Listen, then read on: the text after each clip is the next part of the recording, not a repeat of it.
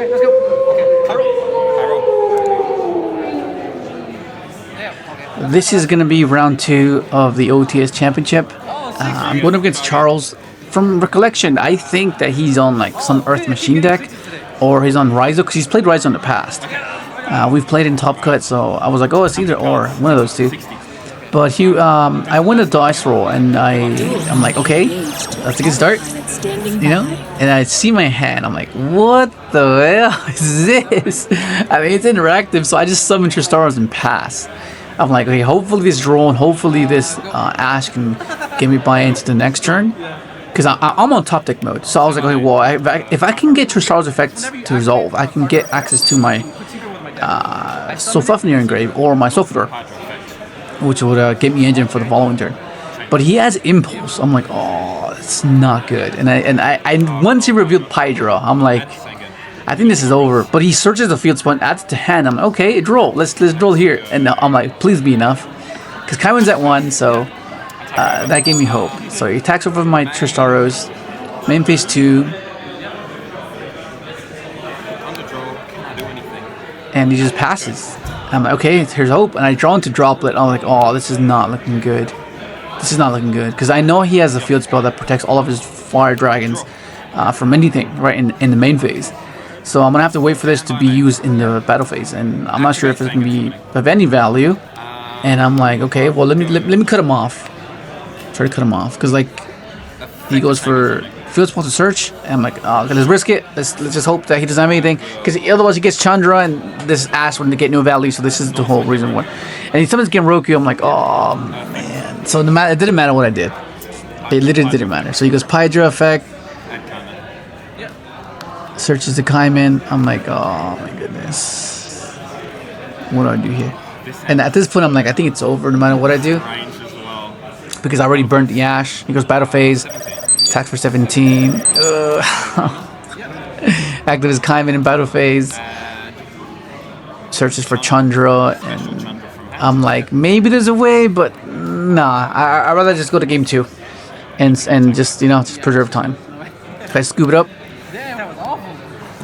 And then we go into the side deck, and I'm like, okay, I know exactly what to do. They play Shifter, they side Lancia for me, so I'm gonna put in the crossouts and put the one Lancia. But then around this time, I'm like, what if I make him start? Because I'm not sure if he's on Fiendsmith, right? So I'm not too sure whether he can end on a formidable board going first. So I'm like, yeah, let's do that. Let's spook him and let's make him start. So I put in my Storms, I put in the callback because I still want to be able to possibly draw in a 60-card deck, hope, and hit a Shifter or a Lancia, So then I take the nibs out. Pretty sure I take out the nibs. Yeah, I take out the nibs because the nibs are just not great. They're just not going to be of any use in this matchup. And once again, this is like the only thing, my only issue with 60-card decks. Like, I love the variants that the 60-card decks do, right? It's very paradoxical in the sense that you're attempting to get into the engine you want, but you want to have obscurities to allow you to outplay your opponent, right? Because if you become very predictable and telegraphed, then it kind of leaves it to the point where they know exactly where to interact with you. But if you have a deck like this, it makes it so random, and it's like, okay, if you open up with multiple cards that lose to Ash, they can only use one Ash, right? Ash is only going to get benefit negating something, but then if you have enough gas, you just you just push through it. So I make him start. He opens up the terraform. And I'm like, oh my god, are you serious? Activates field spell search. I'm like, yeah, it's fair. I can't do anything about that. I open up with no hand traps. So then I'm along for the ride. I'm like, I'm expecting a Seals here. I'm like, oh, does he have Seals? Does he go for a Seals line? Because usually that's like their contingency, and he has tactics. So if I had a hand trap, he would have just peeked at my hand. So I'm already expecting Seals on like a back row maybe, and he just doesn't do it. I'm like, oh, interesting. Okay. So I was like, oh, he set Kaiman? Okay, fair enough.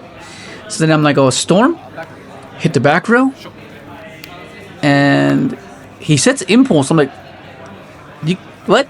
And then after he told me, he's like, yeah, I think he thought like, oh, trap, I must set it, and he wasn't thinking. I was like, yeah, you should have get that in your hand, bro. I draw a Feistfern for turn, and I'm like, this is insane, because this is what I was talking about. If your hand loses to a single Ash, but if you have multiple cards that can play around Ash, you know, they're gonna have to pick and choose, and it'll be inevitable, right? And I think right here, I should have summoned another 3, right? Because I can search a 3. Like I can summon Smigers off of Sofafnir, normal summon Smiger, go into Cherubini, and then get access to my adventure engine. You know, just in case, just to insulate my plays. But yeah, but then I reverted back to muscle memory, and like, okay, let's do a standard play. Summon Smiger, link away for Clockwork Knight, and a lot of us kind of like succumb to this, where we just don't deviate from what we're conditioned to do, and that can be a good thing and a bad thing, because you want to be able to freestyle and pivot, and not just be fixated on a particular line, you know. So I do the standard line, just Smiger searches inclusion searches Solfador, and then try to climb into Alask, and then my Trist into the graveyard, and send Turtle. Turtle's cool. I really like Turtle. It gives you some neat lines that are not really telegraphed, because sometimes you need to add a monster off Alask, you know. But most of the time it's going to be adding either the trap or a banished Smiger or something's inclusion. But since he plays Turtle, you can just go for a level 5 to possibly get for an infinity line, assuming you're anticipating like a nib drop or something.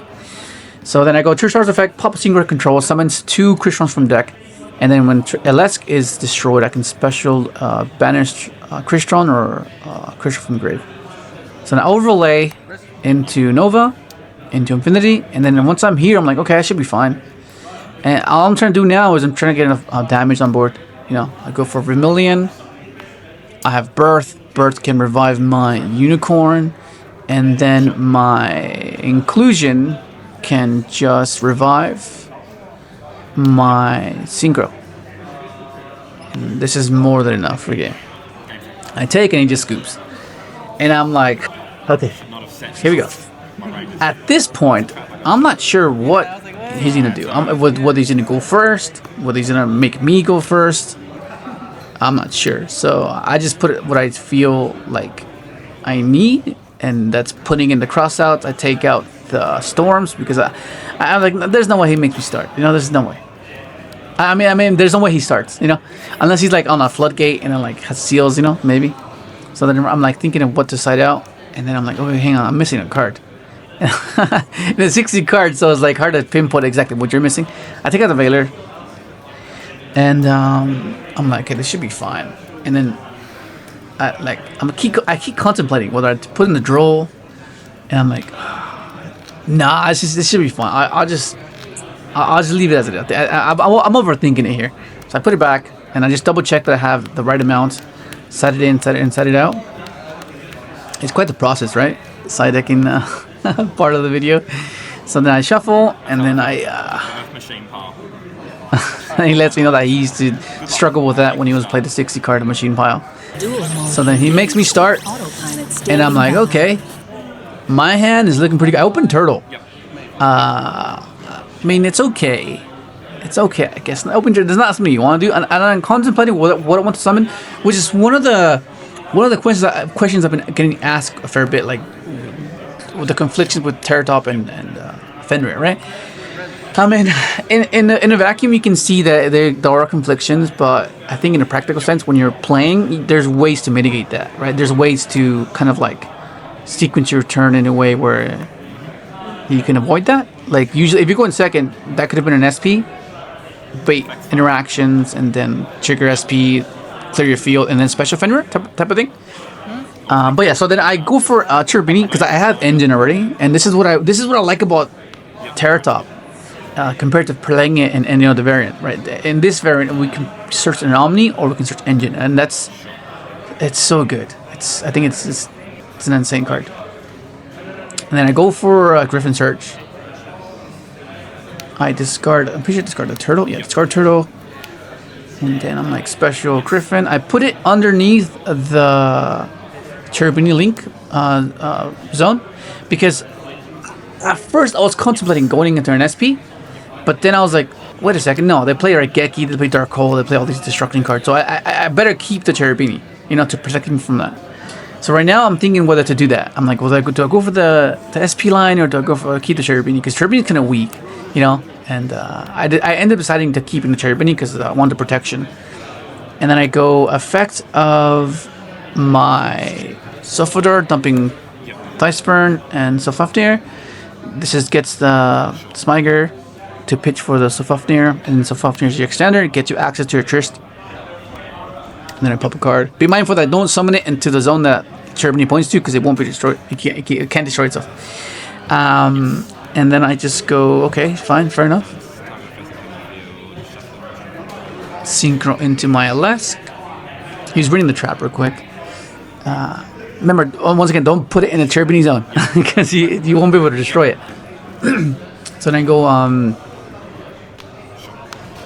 add that back, because this is what I was referring to, where you can use the turtle to summon from hand. And it does come up sometimes. Effective Alesk revives a 5.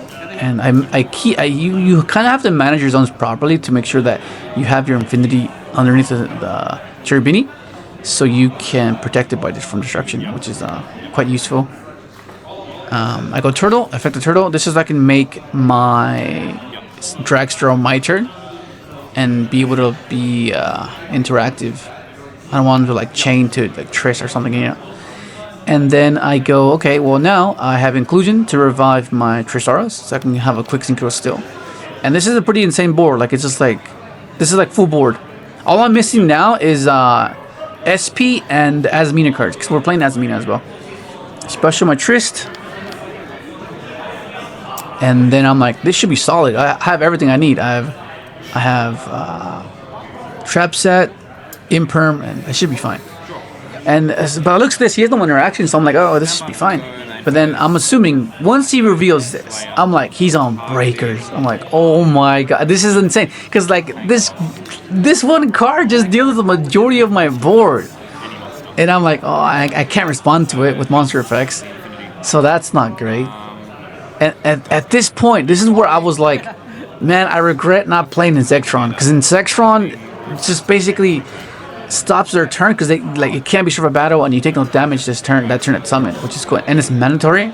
Initially I thought that it misses timing, but it's mandatory, so it can't miss timing even though it's a win effect. Correct me if I'm wrong, but I'm pretty sure.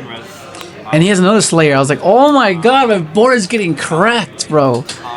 And I'm like, okay, I still have Cluster, I still have access to... I try to chain the Triss, and he goes Anchor. I was like, oh my goodness. I thought it bounces to the deck, but it bounces to my hand. So he just cracked my board with 3 cards. I was like, oh my goodness. So I was like, okay, Engage? He has Engage? He gets a draw off Engage as well? I was like, what the hell? He has Hornetrons. Okay, so right here, you'll see, I might have made a minor misplay, because I'm not sure how many targets he plays for Engage. Because usually it's just 1-in-1, just Anchor and Drones. But I did not want him to possibly add it back and then get another draw, you know, and get access to an Afterburners maybe. Because then I'm really cooked. So I just preemptively pop it. So I was like, oh my god. And he has a Terraforming again. Oh my goodness, it's so annoying. And I activate the Dracoback now, you know, because I didn't want to lose Dracoback to like a Lightning Storm and just have it be useless. Even though I could re-equip it, I usually like to keep it in deck so I can use it and have it as a full form of interaction to force things going. Like assuming they can't OTK you or they can't finish the game. So then he's thinking about it because his hand's kind of weird. He says he adds Pydra, and I'm like, I'm hoping I can survive because I still have an Imperm, but I can't use. The Fuse Ball is just an absurd card. Like, it's just like, how do you... Like, this is crazy. He goes Battle Phase. I'm like, okay, now my Imperm is online. But I gotta time this properly. He attacks into my Cherubini. I don't protect it. There's no reason to protect it. There's no way. I just take too much damage. And then he activates Kaiman. Kaiman then summons... What does he summon again? Add Chandra. And Special Chandra. I was like, okay, fair enough. That's good. And then he attacks Chandra into the token. And I think about it for a bit, but then I'm like, no, I have to wait. I think I have to wait for the Synchro, for the Revive, to prevent other attacks. So he summons Fodra here, No effect on summon. and he doesn't use the effect. I'm like, okay, interesting. That's fair enough. And he synchros here into the Bident, right? Bident? Effect on summon, target the... Bident that revives the Chandra. And this is where I'm like, okay, I think this is my chance, because if he doesn't revive, he's gonna have to use the effect to chain, right? Because then he can't revive, and he can't revive Fodra anymore because he already revived with Bident. So I think this might have been a minor misplay or a huge misplay. I'm not too sure, but I think that I might live. So he goes into Transcendent. Chain 2, target gone, Chanic 1, Biden, bring back Chandra. And he just resolves his chains, summons back the Chandra, and then he activates the effect of his Synchro. It puts all of my monsters in attack mode, in attack position. Change all your monsters to attack position. I'm like, did I just lose? You're on 6-8. Because I'm on 6-8. He's 2k. And I know Biden can summon itself back. He can pop a spawn trap. And then the field spell can give one of his monsters like double attack. And I'm like, I think I just lost. I'll pop Sangan. Yep. Effect to double his attack. He attacks. I'm like, oh my god, he's on 6k. And then he goes battle phase. Attack 600. 6k over. I take 4k. Yeah, and then I think he made a misplay somewhere. And I'm like, yes! Oh my god, I live! Because I have access to full engine next turn. And he just scoops. GG, Charles, bro. GG. Trident, I think I didn't have enough to pop for lethal either. Oh, you couldn't drop like this? Oh, yeah. I cannot drop with it. Yeah. Misplay. Rough, dude. It's okay. I was like- GG's. Why not drop this? Hey?